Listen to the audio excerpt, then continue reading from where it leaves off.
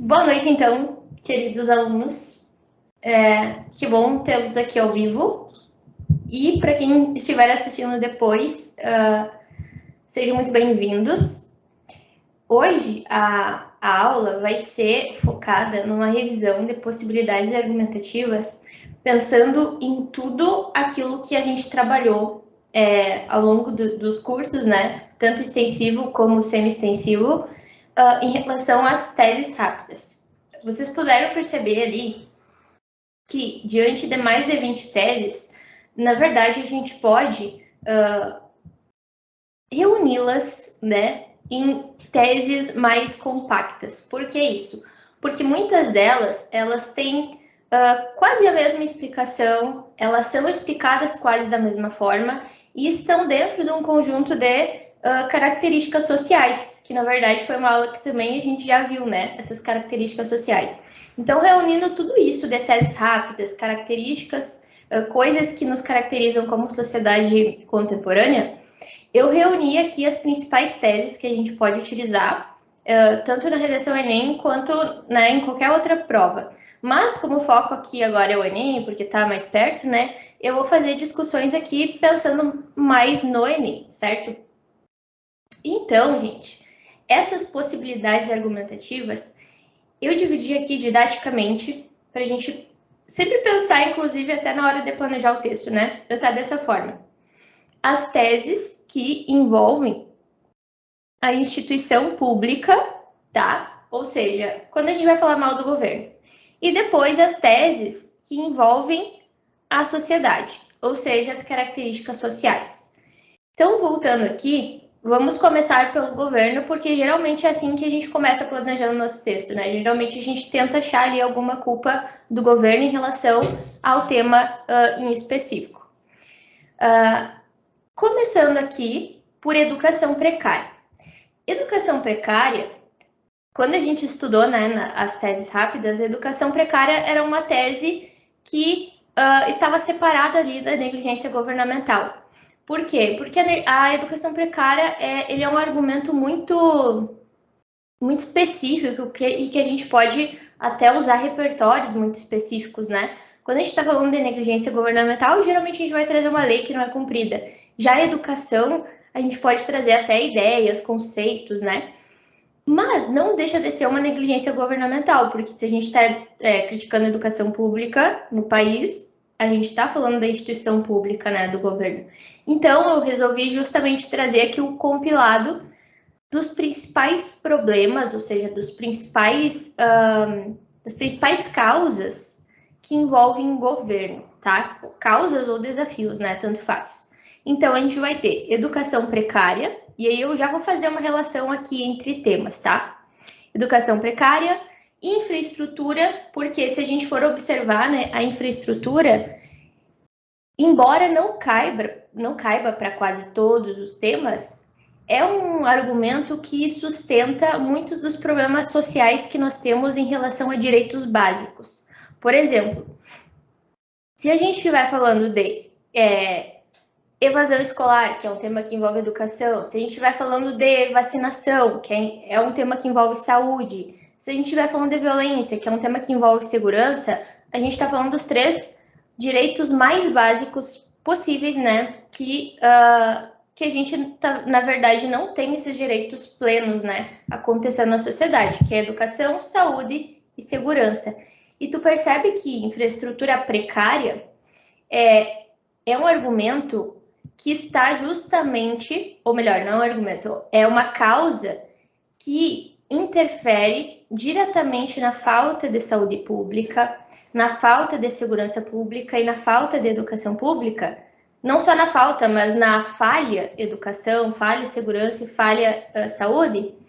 A infraestrutura, aqui eu estou tratando não só de estrutura física, tá? De recursos físicos, de equipamentos, por exemplo, ou até mesmo de lugar, né? Quando faltam hospitais ou quando faltam macas, medicamentos, mas eu estou também falando de recursos humanos.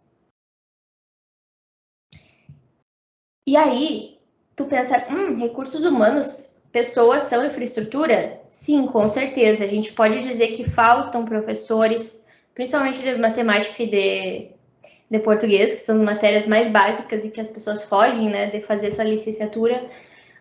Faltam agentes de saúde, principalmente nas regiões mais periféricas ou até mesmo nas regiões afastadas mesmo da cidade, né? Por exemplo, ano passado, quando a gente teve a valorização dos povos tradicionais, a gente poderia criticar justamente a falta de infraestrutura de saúde, de educação, de segurança, enfim, qualquer tipo de infraestrutura que nega esses direitos aos povos tradicionais. Mas por que isso, prof? Por que esses povos, né? O que valorização dos povos tem a ver com essas estruturas?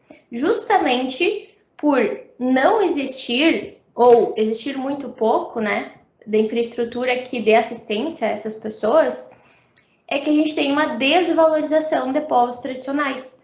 São minorias, né, que sofrem preconceito e que, ao mesmo tempo, sofrem negação de direitos.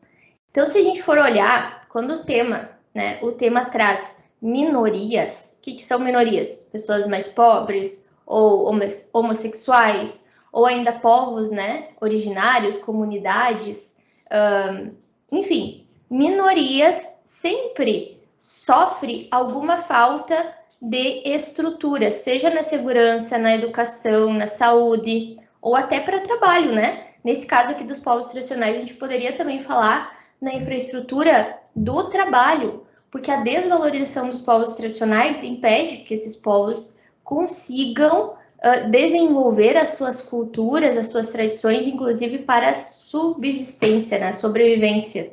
Muitos desses povos dependem da terra, dependem, né, da pesca, enfim, para sobreviver, para trabalhar. E aí, com essa desvalorização, a gente tem um problema de infraestrutura. Eu acabei avançando na infraestrutura, né, mas vamos voltar aqui na educação precária. A educação precária tem a ver não só com estrutura, com recursos, claro que sim, né?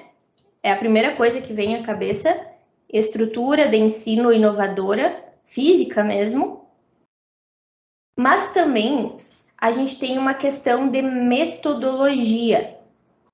Quando a gente for qualquer tema que envolve educação ou que nem envolve educação, gente, né? A gente pode pensar numa educação que não é atrativa, que não mantém o aluno, primeiro, não mantém o aluno na escola, e se mantém, não dá uma perspectiva de vida, uma perspectiva de ascensão social para esse aluno. A gente tem o problema da violência urbana, por exemplo, né? Será que a educação precária não é a primeira coisa, né? O primeiro argumento que a gente pode trazer, a causa da violência é justamente uma educação que não atrai o aluno, não faz com que os adolescentes, né, permaneçam na escola, que eles tenham uma perspectiva de vida na educação e pela educação. Então, a educação no Brasil, ela não é nada inspiradora. Mas por que não é inspiradora, né? Justamente porque falta uma estrutura legal. E quando eu falo legal, até o visual importa, né? Vai dizer que não há uma grande diferença de tu estudar num cursinho, né? Eu acredito que vocês agora estejam em cursinhos. Ou até mesmo numa escola que seja agradável de estar, que seja colorida, que tenha tecnologia inovadora, que tenha acesso a outros tipos de aula que não sejam só as tradicionais, né? Que tenha uma interdisciplinariedade, que tem, enfim, né? Que tenham N coisas que tenham a ver, que se relacione com o aluno nativo digital, né? O mundo mudou, mas a escola não mudou. A escola continua sendo tradicional, com uma metodologia extremamente arcaica. É do tempo lá dos jesuítas, essa metodologia de ensino. O Paulo Freire, inclusive, né, embora não seja muito adepta do Paulo Freire em si, mas ele tem uma ideia legal que é de trazer na redação, né, que é essa do ensino tradicional, que ele é completamente contra o ensino que ele chama de bancário, a educação bancária, que só deposita, é uma analogia, né, ao banco, que só deposita conhecimento, né, conteúdo no aluno, mas esse aluno fica apático, fica não tem autonomia para pensar por si mesmo, né, para refletir, e inclusive para ter uma perspectiva de vida, né, autônoma, que não fique olhando para a educação só como meros conteúdos que vão me ajudar a passar no vestibular, até porque a realidade do Brasil dura é de que grande parte dos adolescentes nem sabem o que é vestibular, nem sabem o que é Enem, nem sabem que dá para continuar, sabe, os estudos. Às vezes, o mundo, né, dessas pessoas muito carentes é fechado para essas possibilidades. O que existe nesse campo de visão dessas pessoas é de que a escola é um lugar chato que só vão até quando são obrigados e, né, eu quero acabar logo porque eu quero trabalhar e ganhar o meu dinheirinho. Então, a escola não é vista como, né, um lugar justamente que vai te possibilitar novas oportunidades. E aí, vamos seguindo, né? Fiscalização insuficiente. Mas só voltando mais um pouquinho, que eu gosto muito de falar de educação, porque realmente é um argumento coringa. Coringa é modo de dizer, né? Na verdade, é a causa dos problemas brasileiros e de qualquer outro país que não tenha uma educação de qualidade. Se vocês forem falar de metodologia, olha só, na proposta da intervenção, vocês podem trazer justamente a inovação nas metodologias de ensino, e aí tu pode trazer como exemplo metodologias ativas de aprendizagem. O que é ativa de aprendizagem? São as metodologias que envolvam tecnologias, as tal das TICs, as tecnologias da informação e comunicação. E por que é ativa? Porque faz o aluno, né, ter a sua própria autonomia ali trabalhando. Ou melhor, ele vai trabalhar de forma autônoma. É o que vocês fazem, né, hoje, por exemplo. Vocês não dependem do professor da escola mais. Vocês podem assistir a vídeos no YouTube, vocês podem, inclusive, estar fazendo um curso. Isso é ser um autônomo da aprendizagem. Aprender por si mesmo, né, buscando a sua aprendizagem. Isso só é possível por meio de TICs, de tecnologias da informação e comunicação. Agora sim, indo para a fiscalização, né? Fiscalização é a falta de ou a ínfima, né, insuficiência de fiscalização. E essa insuficiência a gente pode trazer mais, eu vejo que tem mais relação com temas de meio ambiente, tá? Questão de, por exemplo, lixo plástico, lixo eletrônico, principalmente queimadas. Quando falta uma fiscalização no sentido de cumprir a lei, né, que trata aqui, principalmente a PNRS, né, que trate de cumprir a Política Nacional de Resíduos Sólidos ou que trate de cumprir a Constituição garantindo o direito à preservação ambiental, se a gente for justificar isso, essa negligência governamental, a gente está falando de falta de fiscalização ou até mesmo de manutenção de fiscalização. Por que manutenção de agentes de fiscalização? Porque às vezes existe, né? Às vezes não, né? No Brasil existem muitos órgãos, instituições públicas, mas essas instituições são inoperantes, né? Elas não fazem uma manutenção dessa fiscalização de forma correta ou de forma constante. Não é à toa que aconteceu ou aconteceram tragédias, né, recentemente. Acho que foi em 2019 que aconteceu em Brumadinho aquela tragédia. Então, essas tragédias ocorrem justamente devido à falta de fiscalização constante, porque são coisas, né, são obras que precisam de manutenção constante, oferecem risco. Então, é preciso que haja, primeiro, a manutenção da própria empresa e, segundo, alguém que fiscalize.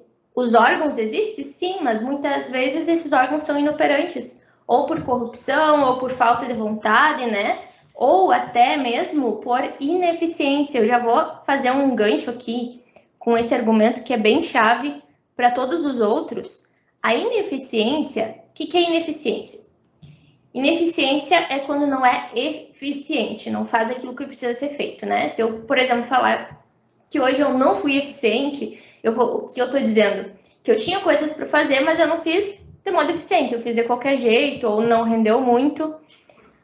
Agora, olhando para a instituição pública, vocês precisam saber que eficiência, a palavra eficiência, ela é um princípio, eficiência é um princípio constitucional da administração pública, ou seja, todo órgão deve funcionar, né, dentro desse princípio da eficiência. Se não funcionar dentro do princípio da eficiência, significa que esse órgão está sendo omisso, deixa eu pensar outra palavra, inerte, né? Inerte, não tá, aquela coisa inerte, tá parado, né? Então, em relação à fiscalização, por exemplo, de repente o teu tópico argumentativo pode ser ineficiência, e aí quando tu vai explicar por que o órgão, sei lá, jurídico, o órgão de combate a incêndios na Amazônia é inerte, é omisso. Por que ele é ineficiente? Porque falta fiscalização, porque falta uma manutenção constante, porque falta isso, porque falta aquilo. Então, as coisas aqui não são separadas, tá, gente? Vocês podem usar todo esse vocabulário, né, se misturando aqui. Outra coisa que é uma falta de eficiência do setor público da saúde é a falta de campanhas, ou campanhas ínfimas, né? Às vezes as campanhas existem, mas elas são ínfimas, são muito poucas. Ah, prof, mas como assim campanhas? Pensa aqui em temas relacionados à saúde preventiva. Quando a gente tem, por exemplo, as ISTs, né? O tema Antes era DST, mas hoje é IST, né? As infecções sexualmente transmissíveis. Essas ISTs, a maioria delas não tem cura, né? Então, a gente precisa... O que o setor público tem que fazer? Trabalhar com a prevenção. E como se trabalha com prevenção? Com campanhas contínuas. Não adianta fazer campanha só no carnaval, né? Parece que as pessoas pegam doença ali, pegam o vírus só no carnaval. E essas campanhas, elas não necessariamente devem ser só de divulgação da informação, até porque as pessoas, né, vai que tu usa lá no final das contas, o segundo argumento é a desigualdade, né, a pobreza das pessoas. Vai casar muito bem aqui essa falta de campanhas mais efetivas, porque as pessoas pobres, muitas vezes, a maioria das vezes, não tem esse acesso à internet, esse acesso ao Instagram de forma banal como a gente tem. Às vezes demora para ter ou nem tem mesmo. Então, o acesso à informação é tão escasso que a campanha ela não pode se limitar à divulgação na internet, a informações. Ela precisa ser física. A gente viu, não lembro se vocês vão lembrar, mas em alguma análise que eu fiz de texto nota 1000 de 2021, a gente tinha uma proposta, né, quando o tema era registro civil, a gente tinha uma proposta de intervenção em que o cartório, para fazer o registro civil, se deslocava até as comunidades, ou seja, fariam-se, né, campanhas que levassem os agentes do cartório para fazer o registro na própria comunidade. Isso é uma campanha, né? Campanha física, né? Campanha estruturada, mais efetiva, que não leve só a informação, mas que leve o próprio serviço. E isso pode servir, gente, para qualquer tema da saúde. Para vacinação, inclusive isso existe, né? Campanhas de vacinação nos bairros carentes, campanha para limpeza de focos da dengue. Eu acho meio improvável esse tema da dengue, né? Mas como às vezes vem uns temas improváveis no Enem, né? Podemos esperar também. Então, um dos desafios para a dengue, por exemplo, né? Para combater a dengue é justamente uma falta de campanha efetiva e contínua. E isso só se faz com investimento público. Né? Ninguém vai ser voluntariado, até existem trabalhos voluntários, mas não é uma coisa que se estende, né, por todo o Brasil. Então, tá aí, ó, campanhas ínfimas é o argumento. Tu vai criticar a campanha, a falta de campanha, mas depois na proposta tu vai trazer o quê? Campanhas contínuas, efetivas, aí tu vai detalhar essa campanha, né, vai me dizer o que essa campanha vai fazer. Nesse caso que eu mencionei agora, eram campanhas itinerantes, o nome acho que era. Itinerantes, ou seja, que fica, né, passeando entre aspas. E aí, na hora de detalhar essas campanhas, ele explica, então, que os agentes do cartório iriam se deslocar até as comunidades e fazer, né, etc., fazer o registro civil. Então, quando tu traz campanhas, não importa quais elas sejam, na proposta, tu traz por meio de campanhas tais, e aí tu aproveita já para detalhar e me dizer o que será, como que será essa campanha, o que essas campanhas vão trazer. Se for de informação, beleza, explica o que vai ter de informação nessas campanhas. E assistência, claro que não é só saúde, tá? Mas eu acredito que cabe mais na saúde do que em qualquer outra coisa. Mas, por exemplo, se fosse um tema relacionado à evasão escolar, ao bullying, né? O bullying também cabe aqui. Campanhas mais efetivas nas escolas, não dá essa tarefa só para a escola, porque muitas vezes a gente critica, né? Ah, a escola não faz nada. Tá, mas os professores já são sobrecarregados, né? Já tem 1000 coisas para fazer. Falta verba, falta isso, falta aquilo. Será que não é uma medida do próprio Ministério da Educação fazer essas campanhas contínuas? Para que serve exatamente, né, esses setores públicos inchados? Tá aí uma outra questão, ó. O setor público, nem vou partir daqui, vou partir da ineficiência mesmo. O problema da ineficiência da gestão pública é que nós temos setores inchados. Isso aqui é uma crítica bem antiga, tá? Inchados, ou seja, com muitos agentes e pouca eficiência. Pouca ou quase nada, né? É por isso que a gente tem tanto desvio de verbas. Porque é muita gente ali metendo a mão e pouco se fazendo. Então, eu até ri aqui porque dá uma raiva, né? Falando disso. Assistência defasada. Para completar aqui essa primeira parte. Assistência aqui é no sentido de prestar ajuda, assistência mesmo, né, para a população, quando a gente está falando de direitos, principalmente os direitos básicos, né? Por exemplo, e aqui cabe em qualquer tema, né? Saúde, segurança, moradia, trabalho, porque as pessoas carentes são as que precisam de assistência. Vamos pensar, por exemplo, que se o tema fosse o enfrentamento às drogas, o enfrentamento aos entorpecentes no Brasil, a falta de assistência ou a assistência defasada, né, muito pouco ou quase zerada, essa falta de assistência é um grande motivo para ser difícil combater as drogas no Brasil. Por quê? Uma coisa, gente, é a droga, né, entre os jovens, não importa a classe social, a droga é um fato entre jovens pobres e jovens ricos e jovens de classe mediana, tá? A questão é muito mais difícil combater a droga quando ela está relacionada a outros muitos fatores sociais, que é a pobreza, né? Muitas vezes o adolescente, a criança, o jovem começa a usar drogas justamente devido à pobreza, para esquecer a fome, para esquecer a miséria, né? Para fugir ou até por revolta. E aí vira um ciclo, porque não se tem como sair desse ciclo com falta de assistência. Não só com falta de recursos mesmo financeiro da família, até porque muitas vezes destrói a família inteira, né? Esse tipo de comportamento, por falta de assistência médica. Para sair de uma dependência desse nível, o que envolve hoje muito é o crack, né? O crack, eu não sei se hoje já é a pior droga, mas é uma das piores que realmente destrói a vida da pessoa.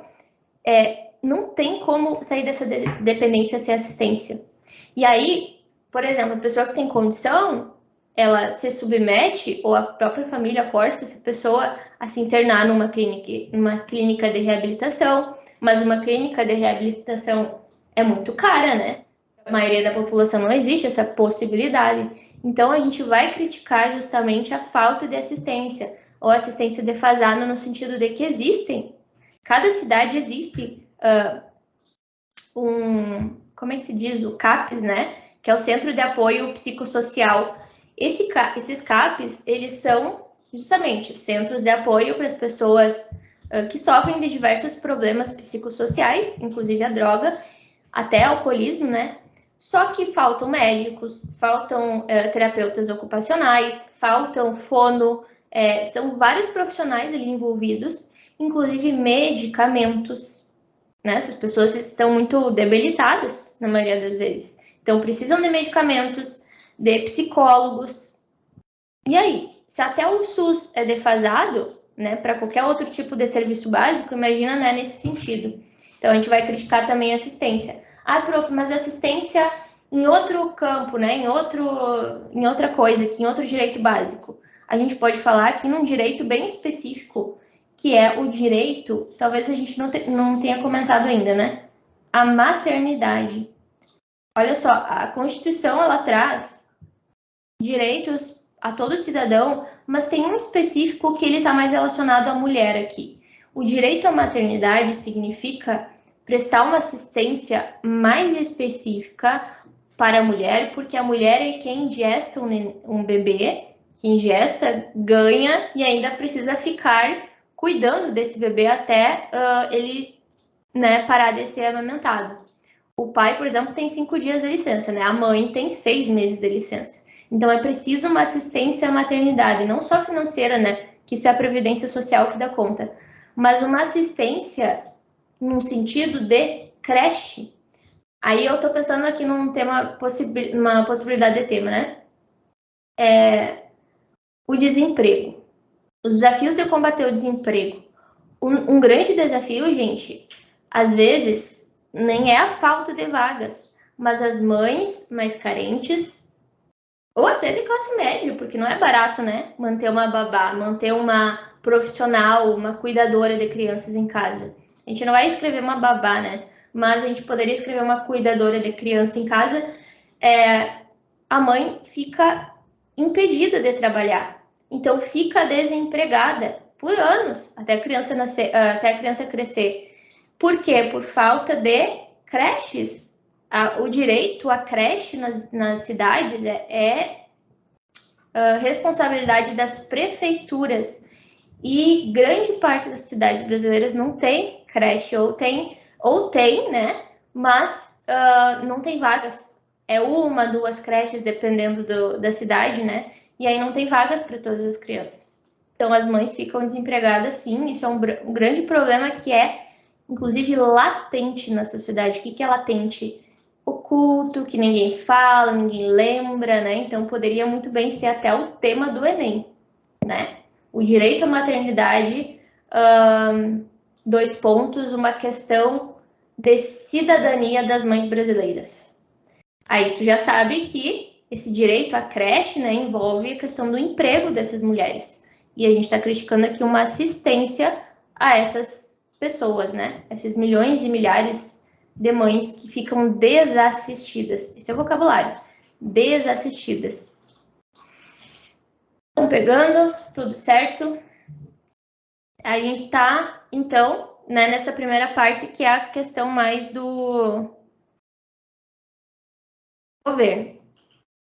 E aí, para a gente pensar aqui em repertório, claro que cada um de vocês tem repertórios específicos para tratar de governo. Talvez o teu seja Thomas Hobbes, né, para dizer que um contrato social ele está sendo violado, está sendo quebrado. Talvez seja a Constituição, talvez seja, sei lá, um conceito, um dado. Enfim, eu deixei aqui os principais para vocês saberem que qualquer um dá conta, principalmente a Constituição. Vou pegar uma outra cor aqui. Principalmente a Constituição dá conta, porque a Constituição traz todos os direitos específicos, né? Direito à maternidade, inclusive. Já os estatutos, tu vai lembrar que existe Estatuto da Juventude, Estatuto do Idoso, Estatuto da Criança e do Adolescente, Estatuto do Índio, Estatuto dos Deficientes Físicos, quer dizer, dos portadores de deficiências, aí não importa se é físico ou não, se é transtorno só ou não. Por que esses estatutos são interessantes? Porque se tu lembrar, né, que essa população aqui do tema tem um estatuto específico, é bom trazer algo que seja específico ali, fica mais rico ainda. Mas caso tu não lembre, também não tem problema, né? A Constituição sempre dá conta porque os estatutos nascem da Constituição, os mesmos direitos. Só que a diferença dos estatutos é que eles trazem ali especificamente o direito não só do Estado de cumprir os direitos, mas traz o dever da família e da sociedade. Estado, família e sociedade, quando a população é uma população vulnerável. Quem são as populações vulneráveis? Crianças e adolescentes, o ECA, idosos, né, que não tem uma força, uma vitalidade mais, né, para se proteger sozinhos. Muitas vezes, idosos, a uma certa idade, né, começam a ficar dementes. Demente não no sentido pejorativo, demente no sentido de ir esquecendo as coisas, né, não sabe mais exatamente como se localizar.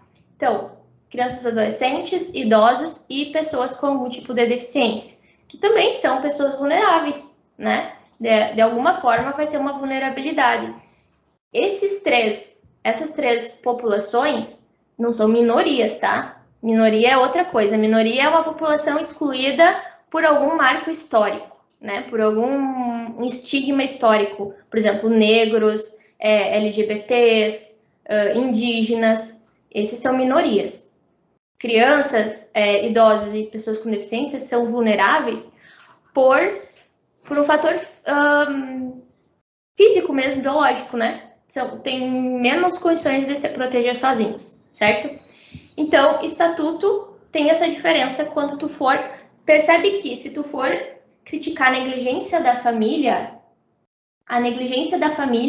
tu pode utilizar justamente o estatuto, não só para governo, porque daí tu tá falando do dever da família de proteger a criança, o dever da família de proteger o idoso, e assim por diante. Agenda 2030, né? Quando tu se relacionando ali a metas que não são cumpridas, tanto pelo governo quanto pela sociedade. Então, Constituição, tu vai usar para criticar o governo, estatutos, tu vai utilizar para criticar tanto o governo quanto sociedade ou família. A agenda pode ser para governo e pode ser para a sociedade também, porque a agenda inclui um trabalho em cooperação, tá? Cooperação entre governos e sociedade por meio de trabalho voluntário, né? Ou não voluntário, depende da situação, né? Mas se o tema fosse trabalho voluntário, eu já traria aqui a Agenda 2030 na própria introdução, porque se os objetivos da Agenda de 30 não estão sendo alcançados, né, ao longo desses anos, que já está em vigor desde 2015, se eles não estão sendo alcançados é porque não está havendo uma cooperação, principalmente por meio do trabalho voluntário, beleza? Aí tu não precisa nem citar um objetivo específico, porque o tema já está tratando do trabalho voluntário, né? Não é um direito específico, quer dizer, não é um objetivo específico. Agora, se o tema está direcionando para um objetivo específico, por exemplo, a saúde, a educação, enfim, aí tu traz um objetivo específico. Como a gente viu nos modelos de introdução, né? A Declaração Universal dos Direitos Humanos, gente, eu queria tocar nesse assunto. Por quê? Eu estava pensando num tema essa semana que envolve os refugiados, tá? Como a crise de refugiados como um problema global.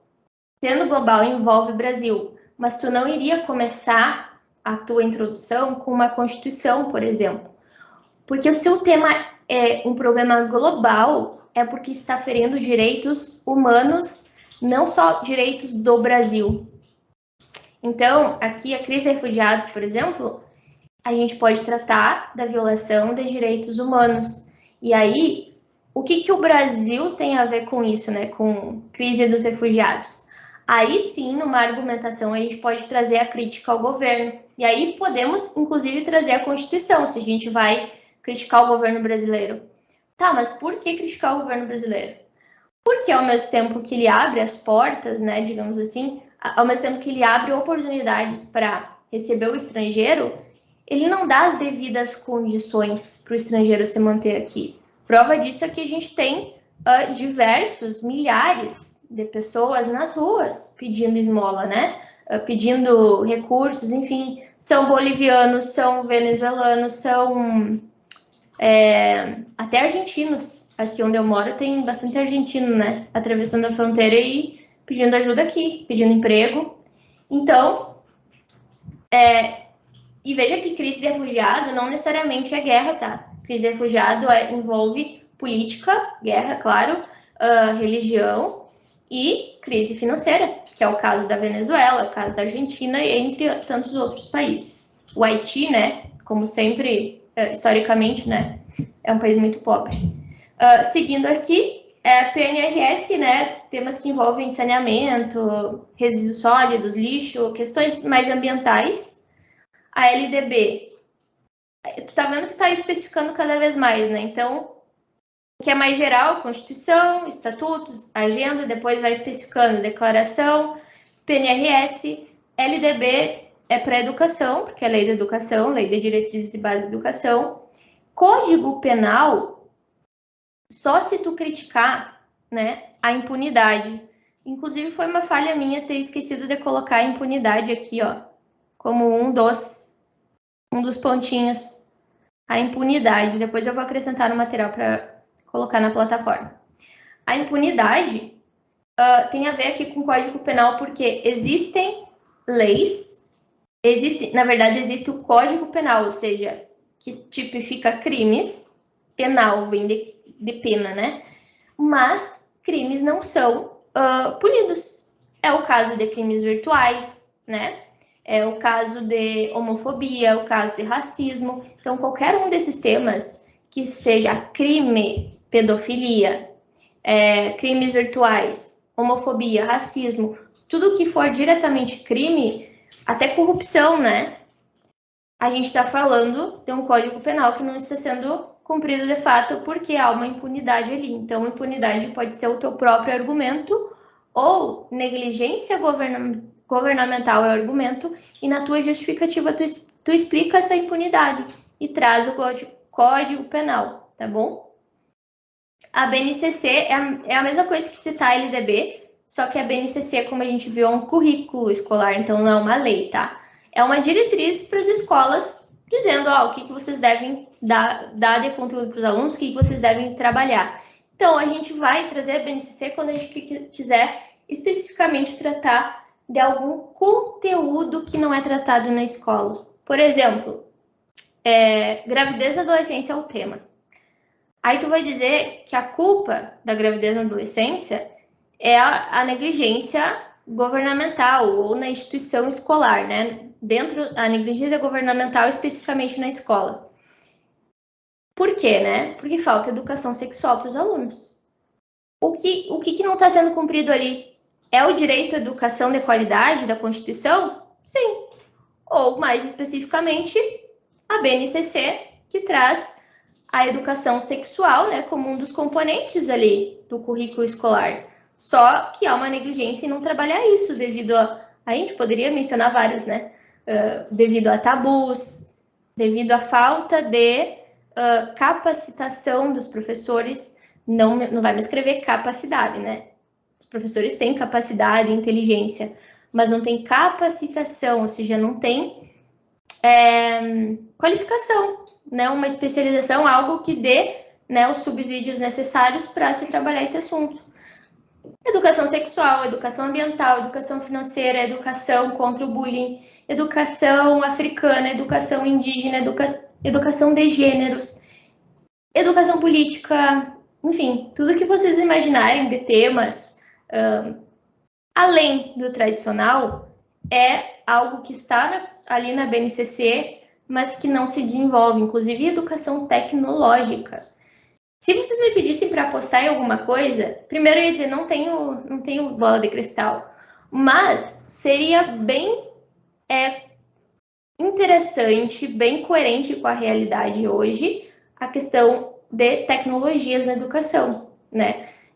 Não só na educação, no trabalho também. Um problema muito grande no Brasil é esse envolvimento da população com tecnologias, porque por um lado a população, a maioria é muito pobre, e por outro a tecnologia é a base de tudo, né? É a base do nosso trabalho, do nosso dia a dia, dos nossos estudos. Então, quem não tem acesso à educação, quer dizer, a tecnologia fica à margem da sociedade em vários sentidos, inclusive acesso à informação, acesso à saúde, beleza? Mas voltando aqui, fui indo Mas é bom, né, lembrar desses conceitos, dessas ideias.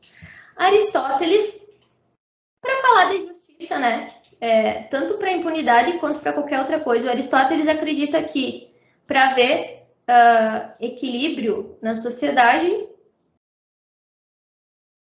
preciso justiça. E justiça não quer dizer cadeia, punição. Justiça no sentido de ser uma sociedade justa, reta, né, em que as coisas funcionem, sejam cumpridas. Então, dá para trazer também o Aristóteles para criticar qualquer coisa aqui relacionada a negligências governamentais. Como eu falei antes, filósofos contratualistas, dados da ONU, né, dados que evidenciem especificamente algum problema ali, dados da OMS, da OCDE, ou até do IBGE, né, esses dados, pode ser que tu lembre de algum, ou pode ser que estejam nos textos motivadores. Geralmente, os textos trazem dados, né, gente? Então, se o dado está realmente indo ao encontro de uma negligência do governo, também dá para usar. Inclusive, dá para usar as duas coisas juntas. Eu posso trazer Constituição dizer que o direito não está sendo cumprido, e explicar por que esse direito não está sendo cumprido, e trazer um dado que comprove essa negligência. Isso depende muito do tamanho do teu parágrafo, tá? Se o teu parágrafo já é muito curtinho, se a tua letra é muito grande, não precisa, né? Não traz muita informação. Mas se tu tem essa possibilidade, também é possível. E para fechar essa primeira parte, só para relembrar aqui, a gente tem, que muitos ficam em dúvida, né? O que significa poder legislativo, judiciário, executivo por uma proposta de intervenção? É como os nomes dizem, poder legislativo, que legisla. Então, se tu quiser lá criar uma lei, né, ou modificar uma lei na proposta de intervenção, tu pode trazer poder legislativo ou justamente o governo, tá? Não precisa mencionar poder, só se tu quiser. E aqui seria uma boa se tu criticar as leis insuficientes. Vai que tu critica, diz que a lei é insuficiente, que não dá conta do problema, né? Por exemplo, a homofobia. A homofobia é um problema porque a lei é insuficiente, ela não condena de fato, ela não tem ali artigos muito bem definidos em que se possa, né, tratar de uma forma justa aquele que comete o crime da homofobia. Então, a lei é insuficiente. E aí, na proposta, eu vou trazer justamente, né, uma reformulação da lei, ou até mesmo uma criação de leis mais rigorosas, mais inflexíveis, principalmente para esses crimes de intolerância, né? Poder judiciário é o que aplica a lei, tá? Não é que ele faz a lei. Legislativo são os deputados que estão lá discutindo, vão fazer projeto de lei e tal, e o judiciário é o que julga, aplica a lei. São os juristas, os juízes, enfim. Aí a gente pode criticar, tá criticando ali a impunidade que a gente acabou de discutir, ou a falta de fiscalização, pronto, a gente vai, né, poder mencionar, se quiser, o poder judiciário para aplicar a lei que fala em fiscalização, porque a lei de fiscalização existe para tudo, tá? São regulamentos que a gente chama, mas não são cumpridos, principalmente em crimes ambientais, né? Relacionados a crimes ambientais. Impunidade é a mesma coisa. E a principal justificativa, voltando em impunidade, a principal justificativa aqui é falta de investigação. Cruzes, a caneta ficou muito grossa.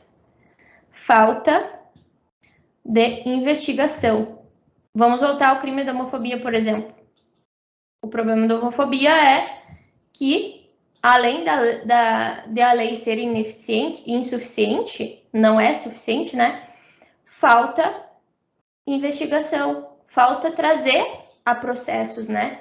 Aí o que acontece? Por exemplo, teve aquele caso bem famoso da Dandara, que era uma travesti, foi filmado em praça pública, ela sendo apedrejada, morta ali, enfim, né, uma coisa horrorosa.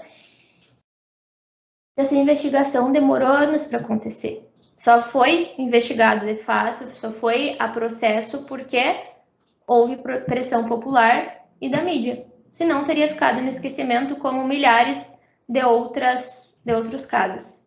Então, essa falta de investigação resulta na impunidade. Gestão e o poder executivo é justamente tudo o que a gente criticou anteriormente, tá? É quem administra o setor público. Ou seja, são presidentes, prefeitos, governadores, vereadores, qualquer agente público que trabalhe nos setores públicos, diretor de escola, todo mundo que está no setor público está dentro de um poder executivo, tá? Claro que, em termos de categoria aqui, né, nem todo mundo tem o poder, né, mas está dentro ali da gestão. Então, quando tu for criticar a gestão falha ou a gestão ineficiente, que não trabalha direito, como eu estava mencionando aqui, tu vai estar, então, dentro desse âmbito do poder executivo, tá? Só para não ficar dúvida. Fiquei sem fôlego agora. Partindo para a nossa segunda parte aqui, nós vamos trabalhar agora, então, com características sociais. E aqui a gente vai abrir os nossos horizontes. Por quê?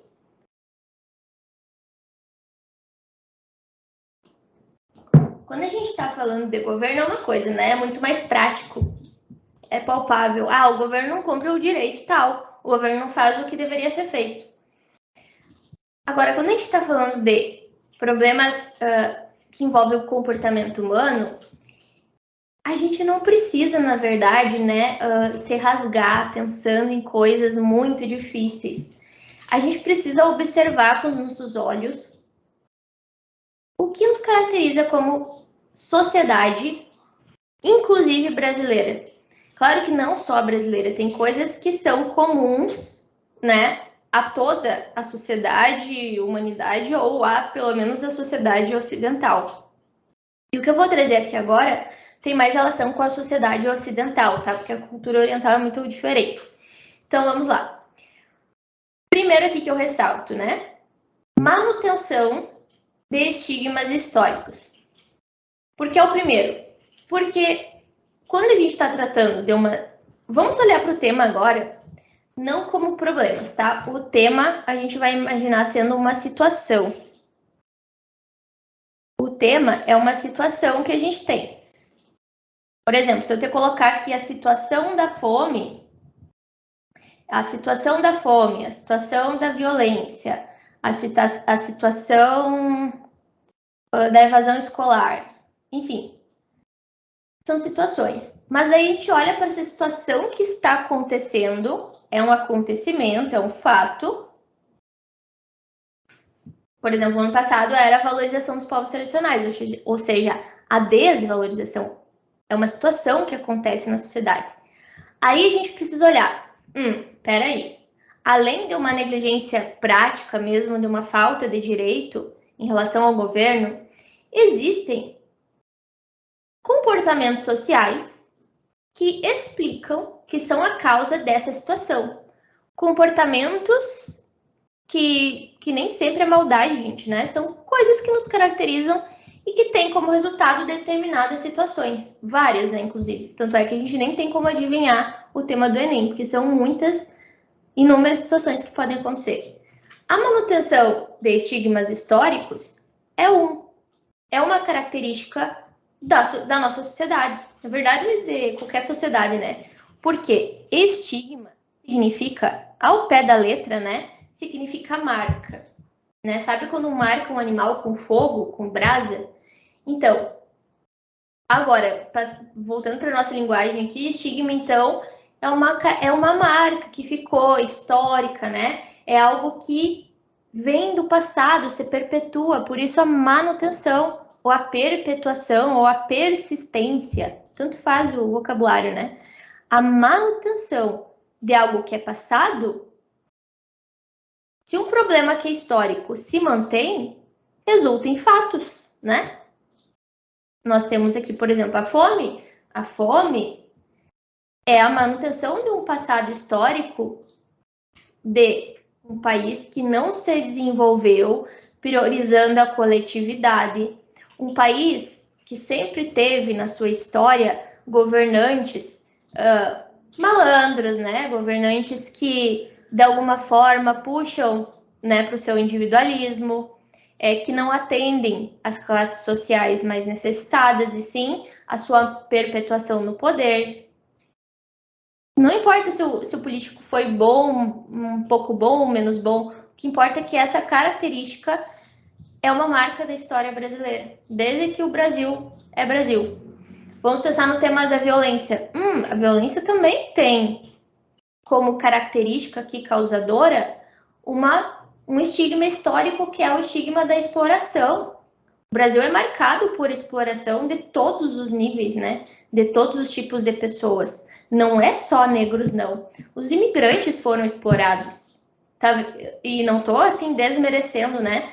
Eu estou colocando aqui todos os povos aqui sendo explorados como um Brasil colônia, né? Como um país colonizado. E se a gente for ver na história mundial, todos os países que são colonizados sofrem essa marca, né? Esse estigma histórico, principalmente na África.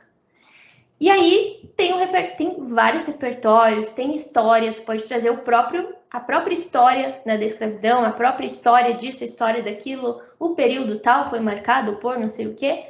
E de forma geral, eu poderia colocar, já que é uma revisão aqui, né, gente, eu não vou trazer todos os repertórios possíveis. Então eu escolhi o que, né, mais resume tudo isso, que é a Lilia Schwartz, em que ela traz essa ideia, resumidamente aqui, em que desde a independência do Brasil, ou seja, desde que o Brasil é Brasil, não houve a formação de um ideal de coletividade como nação mesmo, né? Essa nação que pensa no desenvolvimento social de todos. É só a gente pensar, vamos comparar o Brasil com outro país aí muito desenvolvido, Noruega, Finlândia, não sei se Canadá eu posso dizer exatamente isso, mas esses países em que se pensa em todos os setores públicos funcionando de fato para o bem da coletividade e não para o bem de alguns políticos, de alguma parcela da sociedade. Então, não tem como a gente não ter situações diversas, problemas diversos. Eu não consigo fazer uma bolinha aqui. Problemas diversos se a gente não... Peraí, me perdi.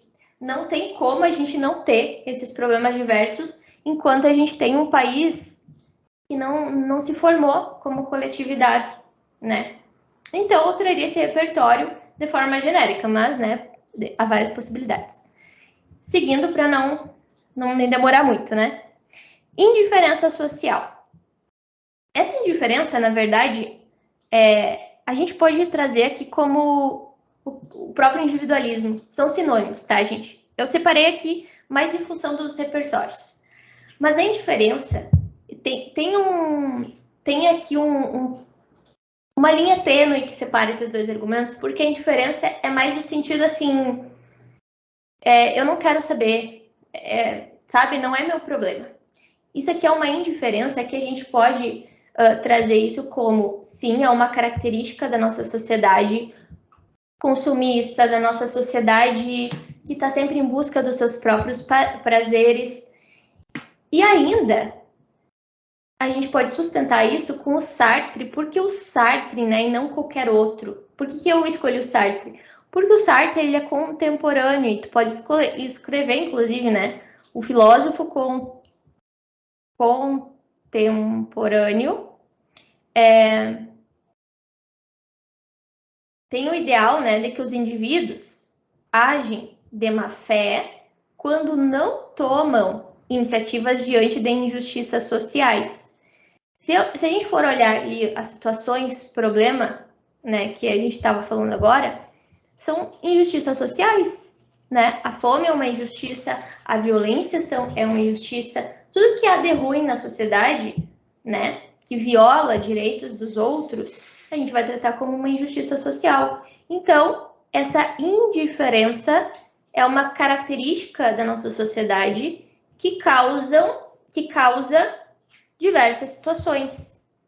De outro modo, o individualismo também está nessa mesma discussão, porque a gente tá falando aqui de uma sociedade que, ao mesmo tempo que é indiferente em relação às injustiças sociais, é individualista no sentido de pensar em si. Mas eu não vou escrever, a sociedade só pensa em si, né? Fica coloquial. Então, o que acontece? Eu vou dizer que a sociedade contemporânea, né, ou grande parte da sociedade contemporânea no Brasil, é marcada pelo individualismo, ou seja, né, pelo afastamento de um ideal de coletividade. Ai, prof, mas e tem como fugir disso? Tem como combater o individualismo na minha proposta de intervenção? Não, é uma característica da sociedade. Não tem como eu dizer, não, eu não serei mais individualista a partir de hoje, todas as minhas ações serão voltadas para o bem coletivo, né? Não. A questão é, se o tema é, por exemplo, homofobia,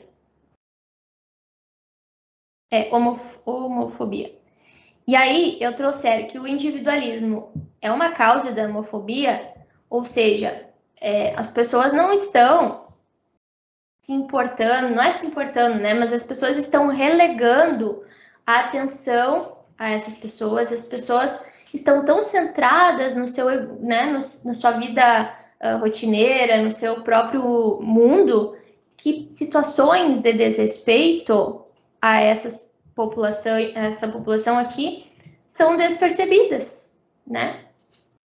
De repente eu até percebo, mas meu individualismo, né, não me deixa agir. Então, dependendo do contexto, talvez até tu vai usar o Sartre em vez do Gilles Lipovetsky, ou ainda o Bauman, né? O Bauman também critica o individualismo. Mas por que eu trouxe aqui o Gilles Lipovetsky? Porque ele traz o conceito de que a sociedade hipermoderna, ou seja, a sociedade do exagero, né, é marcada pelo ensimesmamento em excesso. O que é ensimesmamento?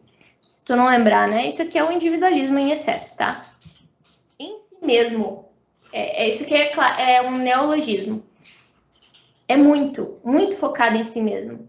Então, esse hiper é tudo em excesso, é o consumo, é a violência, é o descarte incorreto em excesso. Tu pode usar, inclusive, o Gilles para tudo que tu discutir ali em relação a excessos. Tudo que é da hipermodernidade, que é de hoje, e que é em excesso, é criticado aqui, né, por esse filósofo contemporâneo, vivíssimo. Inclusive, uma sociedade altamente competitiva, né? A gente pode trazer aqui esse argumento, inclusive, em temas relacionados ao mercado de trabalho. Quais são os grandes desafios do mercado de trabalho para os jovens? Ou melhor, quais são os desafios dos jovens para entrar no mercado de trabalho? Aí eu não vou colocar individualismo, tá? Talvez eu traga aqui a competitividade. E quem explica isso justamente é o Lipovetsky também, por quê? Porque ele diz que nessa sociedade hipermoderna, né, em que tudo é muito, não só acelerado, como o Bauman fala, mas muito exagerado, a própria competitividade no mercado de trabalho ou em todos os setores, né, da sociedade é uma marca nossa. Já parou para pensar que o próprio The Voice, né, The Voice Kids, são crianças em que os jurados estão passando a mão na cabeça da criança, não chora, não, tu foi muito bem, mas tu perdeu. Porque é a sociedade da competitividade em todos os setores. Então, é uma característica que a gente não vai resolver, mas na proposta, caso, por exemplo, o tema fosse homofobia, o que eu vou dizer? Eu vou dizer que vou trazer ali campanhas, educação, enfim, alguma coisa que desestimule. É preciso que o governo desestimule essa homofobia. Ou sei lá, qualquer agente que tu quiser, né? ONGs, desestimular a homofobia por meio disso, aí tu explica, blá, blá, blá. Só nesse desestimular, tu vai estar tratando de uma sociedade que é individualista, né? Que não é estimulada, inclusive, a pensar no outro. Seguindo, naturalização de comportamentos viciosos. Tem gente que confunde um pouquinho. a Hannah Arendt, né, com repetição de comportamentos. Quando a gente está falando de uma naturalização de comportamentos, esses comportamentos não é só porque eles são repetitivos, é porque eles são esvaziados de pensamento crítico. Então, por exemplo, se eu tenho a mania, né, de quando eu sair de carro, eu passar por cima da faixa branca sem olhar se tem pedestres, ou eu passar o sinal vermelho, né, sei lá, porque eu quero, sem pensar nas consequências, ou seja, não estou pensando criticamente sobre os meus comportamentos, eles se tornam viciosos. O vicioso aqui tem um sentido negativo, tá? Pejorativo. É aquilo que é vicioso, é ruim.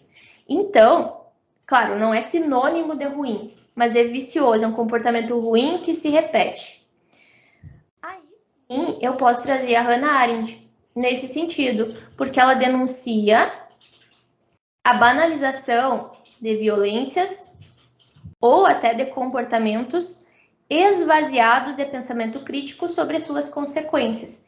Então, quando eu estou falando de naturalização, eu estou explicando também uma característica da nossa sociedade, que é de fazer coisas repetidamente sem pensar criticamente, porque nós não temos tempo para isso, né? O nosso tempo que a gente tem é para nós mesmos, tá aqui o individualismo. O tempo que eu tenho todo dia eu quero fazer minhas coisas, eu quero produzir, a produtividade. Olha, a produtividade também cabe aqui. A produtividade em excesso. E aí, temos ali a Hannah Arendt explicando, né, que a naturalização é uma característica da nossa sociedade. E por que ela denuncia? Vocês devem conhecer, né, que essa teoria dela vem de um julgamento, né, lá de um dos, como é que se diz? Das pessoas, dos nazistas, né, que matou milhares e milhares de judeus, e aí ele foi a julgamento depois da guerra, e ela observou que naquele comportamento dele não tinha nada de especial, ela não viu um monstro, ela viu uma pessoa comum. Então, essa naturalização de comportamentos viciosos é do homem comum. Por isso que é uma característica da nossa sociedade. As coisas, né, os comportamentos se tornam viciosos justamente por isso. Porque qualquer pessoa pode se tornar viciosa na sua própria falta de criticidade. Eu uso mais esse argumento aqui para coisas que se referem realmente a violências e intolerâncias. Mas isso não significa que não possa ser usado em outros contextos, como, por exemplo, o uso das drogas. O uso das drogas ou até de medicamentos, o uso de medicamentos controlados entre os jovens vem de uma naturalização de comportamentos viciosos, em que os jovens ou a população de forma geral não pensa criticamente, apenas repete essas ações. O uso do vape, por exemplo, né, dos cigarros eletrônicos, que todo dia sai, né, uma matéria falando que é super nocivo ao corpo humano. Mas o problema não é que falta informação. O problema é que, mesmo que tenha informação, as pessoas repetem, esvaziadas de um pensamento crítico, né, de pensar nas próprias consequências desse comportamento. Seguindo, monopólio da mídia sobre a opinião pública. Isso daqui eu até formulei agora, nessa frasezinha, porque geralmente a gente usa como persuasão midiática, né? Convencimento midiático. É um argumento coringa, né, que a gente já viu em vários lugares. Mas não é só persuasão, tá? É um monopólio mesmo da mídia sobre a opinião pública. Se a gente for observar, o que a gente tem de disponível de informação? É a mídia. Seja ela nas redes sociais, seja ela na TV, no rádio, que ainda tem gente que ouve rádio, é um monopólio, ou seja, é um poder da mídia sobre, não a opinião só de uma pessoa ou duas, mas sobre toda a opinião pública. Gente, fato que essa guerra que está acontecendo entre Israel e Hamas, ou palestinos, enfim, se não fosse a mídia trazer as suas informações com as suas tendências, né, ideológicas, a população não ia fazer total diferença para a população quem está certo, quem está errado. Esse jogo assim de polaridade entre quem defende Palestina é da esquerda, quem defende Israel é da direita. Isso só existe porque há um monopólio da mídia sobre a opinião pública. As pessoas não sabem pensar sozinhas. As pessoas não sabem entender que essa guerra não tem nada a ver com esquerda e direita, nem é assim que funciona no Oriente Médio, né? Tem outros motivos, tem coisas que a gente nem faz ideia. E aí a gente se dá conta de que como há um monopólio dessa mídia sobre a opinião das pessoas. E isso não é só no Brasil, né? Isso é em todo o mundo. A mídia tem um monopólio sobre a informação. Até porque hoje, dificilmente alguém vai, né, realmente, vou lá comprar um livro, vou lá, né, acessar a informação por meio de outros lugares. As pessoas estão reféns da mídia digital, principalmente. Então, poderia até colocar esse vocabulário. As pessoas estão reféns da mídia. E aí o repertório que eu trouxe mais genérico, né, é a Escola de Frankfurt, em que há uma indústria cultural que difunde produtos, mas não só produtos, ideias para o consumo em massa. Nesse caso aqui que eu estava falando para vocês ideias. Ideias são propagadas como produto. Tu acha que a mídia está difundindo informação do jeito que ela quer, porque, sei lá, ela quer alcançar um público X por nenhum motivo? Não, é porque ela quer cliques, né? Quanto mais atiçada for a matéria, quanto mais chamativa for, vai gerar ali vai gerar clique e, consequentemente, lucro. Então, de forma geral, tudo que a gente consome da mídia, do cinema, das séries, tudo que for produto pop, né? Que estoura agora e amanhã já não se lembra mais, é produto de uma indústria cultural, de uma cultura, né? Isso é característica da nossa sociedade contemporânea. Tá percebendo que tudo que eu estou discutindo aqui com vocês, esses argumentos que eu estou revisando, são coisas que nos caracterizam e que não tem como resolver. Lá numa proposta de intervenção, tu não vai abafar a mídia, não vai censurar a mídia, né? Até porque isso é contra os direitos humanos no Brasil. Mas a gente vai, então, se há um monopólio da mídia, o que a gente vai fazer? Vai fazer algum agente ali, de repente até o governo, as escolas, os educadores, sei lá quem, vai trazer informação para a população.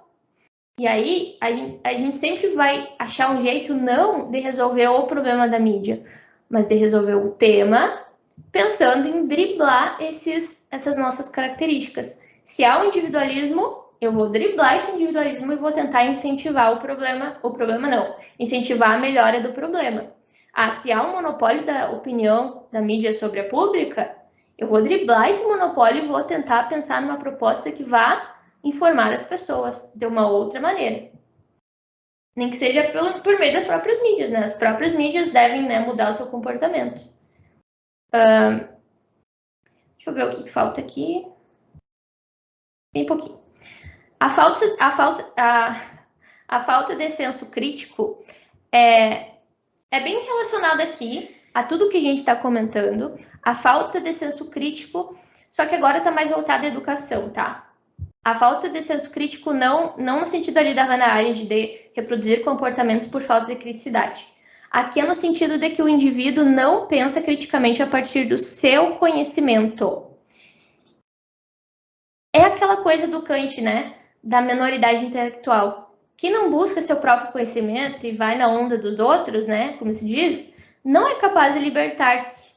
Essa ideia que é literal, não é a citação que é literal, mas é a ideia literal do Kant.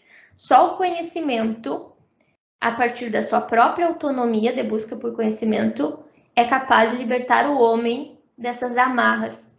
Inclusive, está bem relacionado ali com a mídia, né? As pessoas só são manipuladas pela mídia por quê?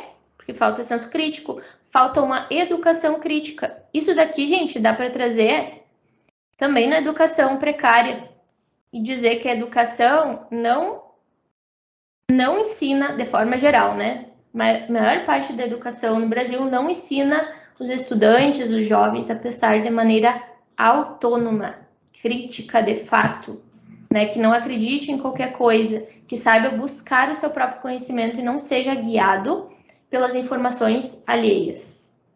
Desigualdades. Desigualdades de todos os tipos é um fator predominante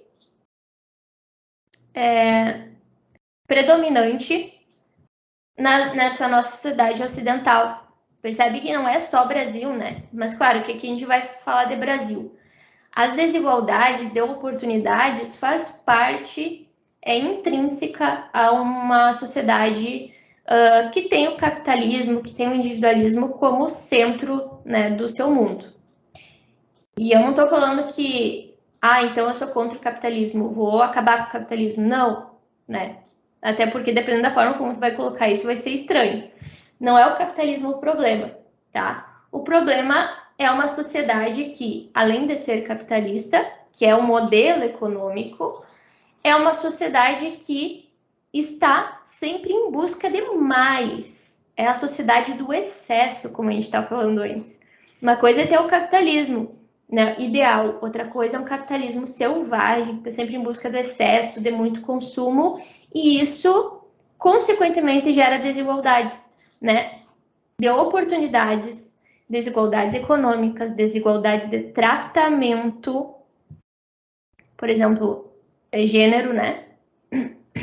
Essa desigualdade de gênero na sociedade vem de um estigma histórico, claro, e de uma sociedade que é extremamente individualista, que corre atrás do lucro e que é competitiva. Então, se já há um estigma em relação à mulher, a mulher tem essa marca, né, de não trabalhar tanto quanto o homem, de não produzir tanto, e ainda a mulher é a mulher que pare, né, que tem que parar de trabalhar. Se há já esse estigma, é claro que haverá uma desigualdade de tratamento e as mulheres vão sofrer mais. Então, numa sociedade que é dessa forma, que tem um capitalismo selvagem, que não vai querer a mulher atravancando ali, digamos, né, atrapalhando o lucro da empresa, a gente vai ter desigualdade, inclusive salarial. Então pense, não estou dizendo que esse vai ser o tema, né? Eu estou querendo dizer que tu pode pensar em todo tipo de desigualdade. Não fica só com a desigualdade econômica na tua cabeça, tá? Mas, dependendo do tema, tu vai trazer algum repertório específico a isso, né? Por exemplo, se for desigualdade de gênero, tu pode trazer ali a história comprovando essa marca de desigualdade. Agora, pensando em economia mesmo, eu trouxe aqui o que vocês podem usar. O próprio índice de Gini, que é índice de Gini, né? É o índice que marca a concentração de renda no país.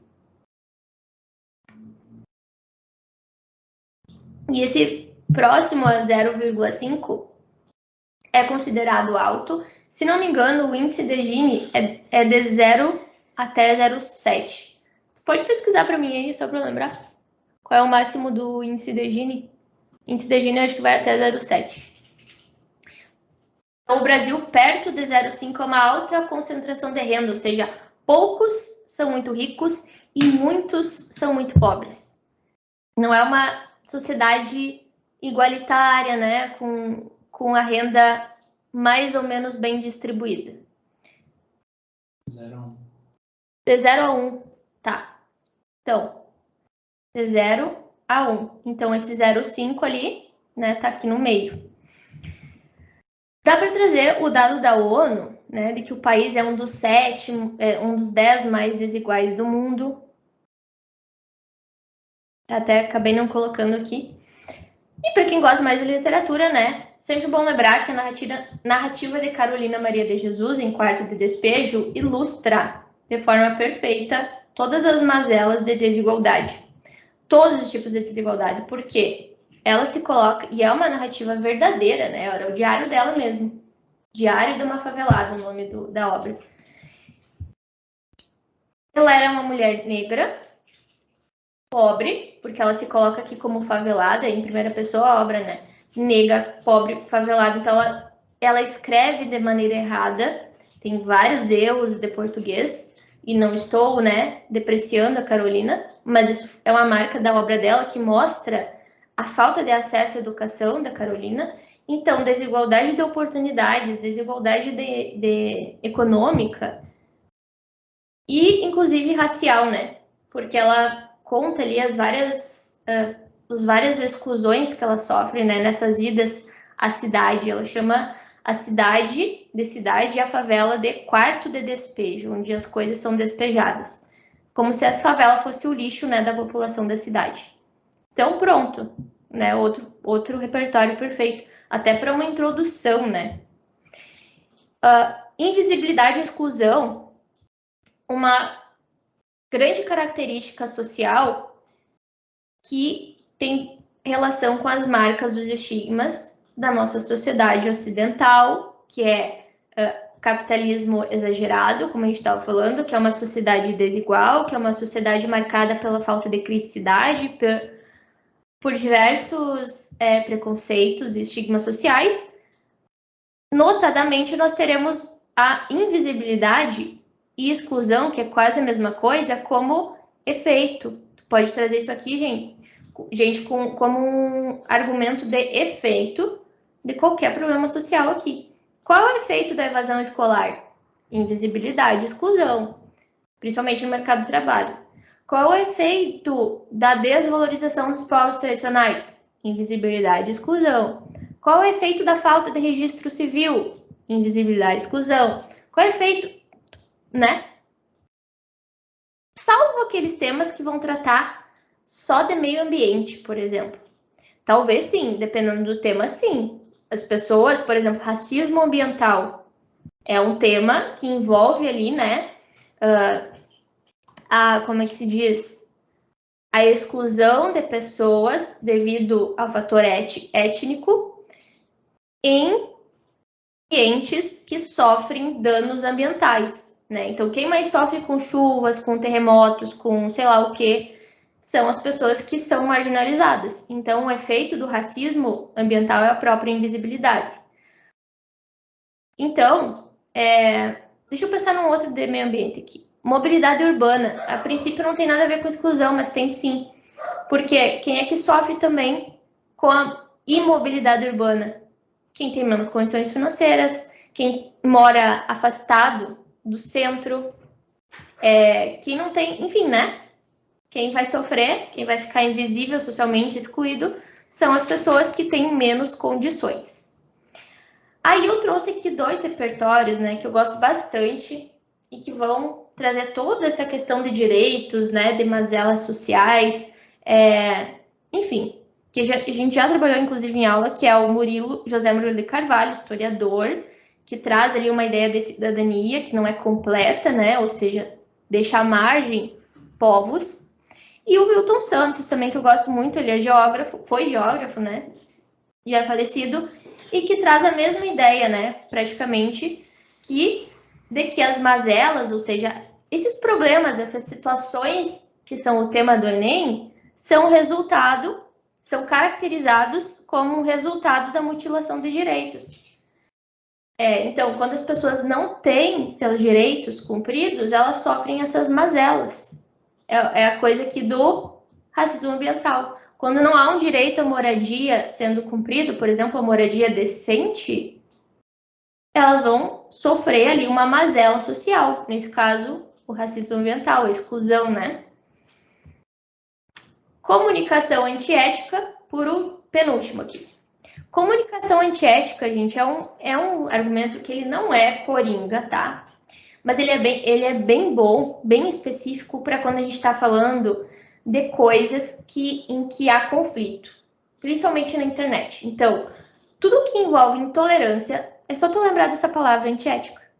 Tudo que envolve intolerância, corrupção, violência física, verbal, cultura do cancelamento, bullying, enfim, tudo o que a gente pensar que tem a ver com comunicação conflituosa, inclusive jovem na política, né? A participação do jovem na política é um grande desafio, e eu não digo só na política dentro dos políticos, né? Mas em ações políticas, como ser político social.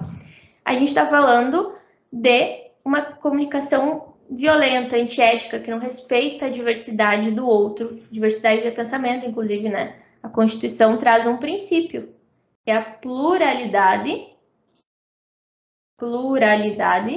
de ideias e de pensamentos, o que é totalmente contrariado, isso aqui é a Constituição, isso aqui é totalmente contrariado, por exemplo, nessa polarização política, em que tu não pode abrir tua boca, né, porque tu é xingado, tu é cancelado, as pessoas deixam de ser tuas amigas, isso aqui é uma comunicação antiética.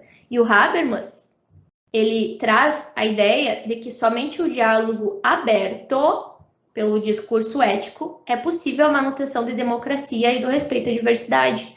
Inclusive, a gente pode tratar disso aqui na família. Diálogo aberto, ou melhor, a falta de um diálogo aberto entre pais e filhos, principalmente devido a essa diferença de idade, né? Esse conflito de idade, impossibilita a discussão de temas que são considerados tabu, né? Como a relação sexual, as doenças, a gravidez. Então, a falta de uma comunicação ética, aberta ao diálogo, também envolve aqui a família. Dentro de um tema como, por exemplo, gravidez da adolescência, desafios para combater drogas, tudo que for relacionado a problemas do jovem, a gente pode trazer aqui essa falta de diálogo da família. As drogas também, né? É uma falta, muitas vezes, de diálogo aberto com o pré-adolescente, porque muitas vezes a família fica, né, protegendo a criança. Ai, não, meu filho, coitadinho, nem sabe nada disso. Sabe sim. Quanto antes houver um diálogo aberto, melhor, né?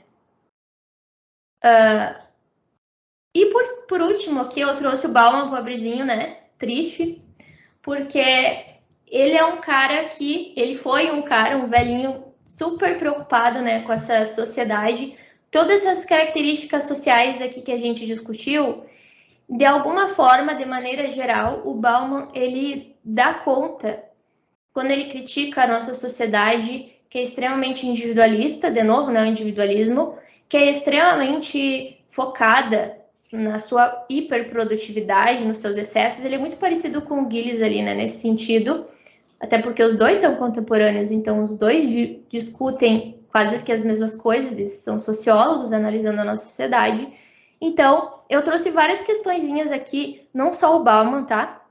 Mas para justificar essa nossa característica do excesso, principalmente em temas que envolvem trabalho e doenças mentais. Eu sei que doenças mentais já caiu no Enem, mas isso não impede da gente trabalhar com isso de novo em algum tema que de alguma maneira envolve, né?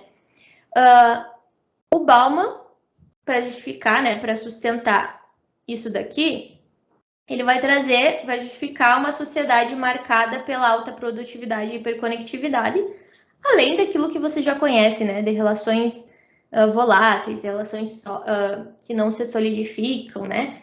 Só não vai escrever relações líquidas sem explicar o que é isso, tá? Porque líquido é uma metáfora. Então tem que explicar bem o conceito, senão vai ficar vago ali. A síndrome de Burnout também é um repertório aqui, mas é um repertório exemplo, tá? Não é um conceito de algum sociólogo. Então, a síndrome de Burnout é uma doença, é um transtorno, é uma estafa, um cansaço mental devido ao trabalho que sustenta nessa ideia de hiperprodutividade. Por exemplo, quais são os desafios do jovem no mercado de trabalho hoje? Tcharam! É o desafio que a gente enfrenta, né? Tanto as gerações, os millennials, né? Que eu me incluo, quanto as gerações de vocês, é um grande desafio esse excesso de produtividade, que a gente precisa trabalhar, né? Até virar um zumbi. Não que tu vai escrever isso, né? Só para te entender a ideia. E a síndrome de Burnout comprova isso, porque é uma síndrome que já virou uma epidemia, né? Em vários países. A indústria 4.0 também justifica isso, porque é a partir da indústria 4.0, né, que se potencializa essa dependência das redes sociais. A Revolução Industrial Terceira, ela era da informação, o acesso à internet. E a quarta revolução industrial, gente, é a era da internet mais redes sociais, tá? A partir de 2010, mais ou menos, quando você popularizou as redes sociais por meio do Facebook. Facebook agora muito mais, né? Todas as redes que nós temos. Isso comprova um excesso de hiperprodutividade, em que a gente está em constante contato com as redes, para estudar, para trabalhar ou simplesmente para manter contatos. E por último, um dado bem conhecido de vocês, que o Brasil lidera o ranking sobre ansiedade e depressão na América Latina. Ou seja, nós temos grande parte da população doente devido a essa hiperprodutividade. Se engana quem acha que é só devido ao desemprego, né? O desemprego é um fator de ansiedade e depressão, sim, porque a preocupação econômica é uma das piores que pode existir. Mas, de modo inverso, o excesso de trabalho também causa ansiedade e depressão. Então, né, fechando essa discussão, nós temos aqui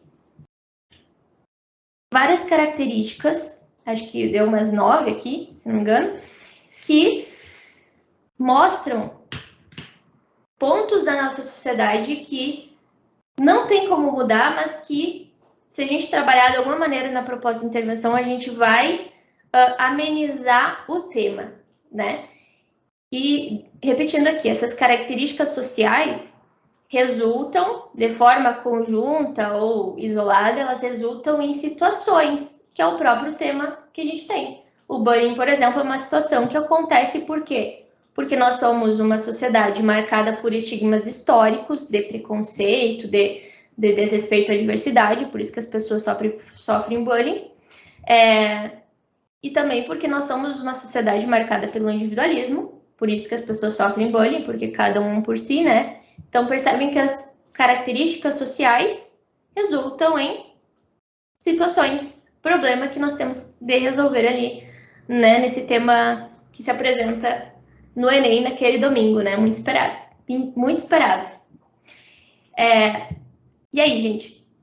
Tudo certo? Entenderam? Ficou alguma dúvida? Depois eu vou colocar o material mais completinho com essas anotações que eu fiz na plataforma. E é isso.